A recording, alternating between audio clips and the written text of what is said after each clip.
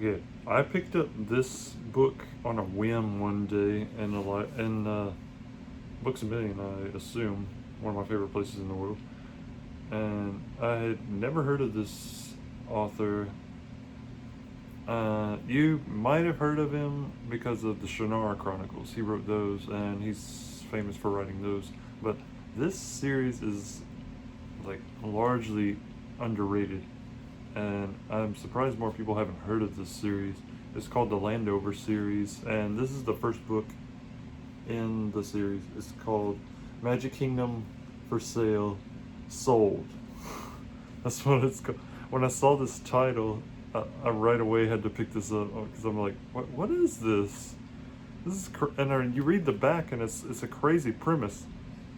Landover was a genuine magic kingdom with fairy folk and wizardry, just as the advertisement had promised.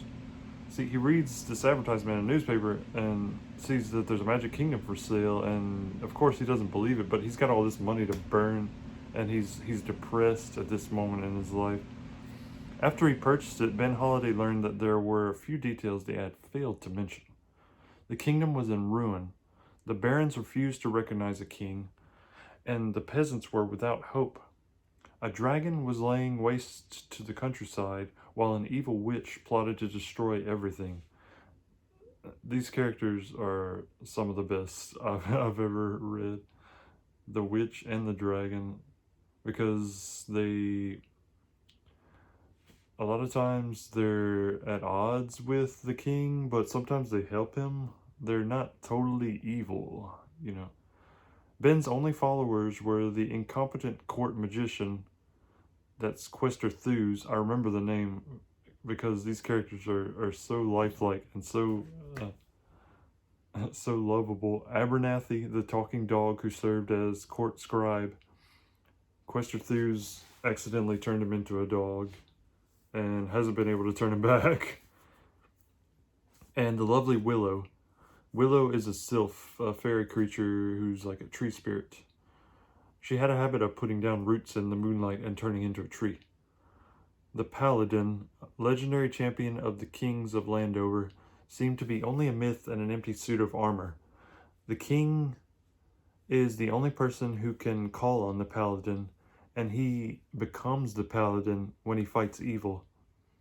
To put the final touch on the whole affair, Ben soon learned that the Iron Mark, terrible lord of the demons, had challenged all prospective kings of Landover to a duel to the death, a duel which no human could hope to win. The task of proving his right to be king seemed hopeless, but Ben Holiday was stubborn. This book series is so fun. It's an epic fantasy with lightheartedness, but at the same time it gets pretty serious. It's like I'd akin it to, it's a mix of The Wizard of Oz and Lord of the Rings, that kind of thing. I didn't realize this was Terry Brooks' first novel not set in Shannara. Like everything he had written before then was in Shannara. I still haven't read those, but I need to. I have most of them. A to-be-read pile that I still need to burn through.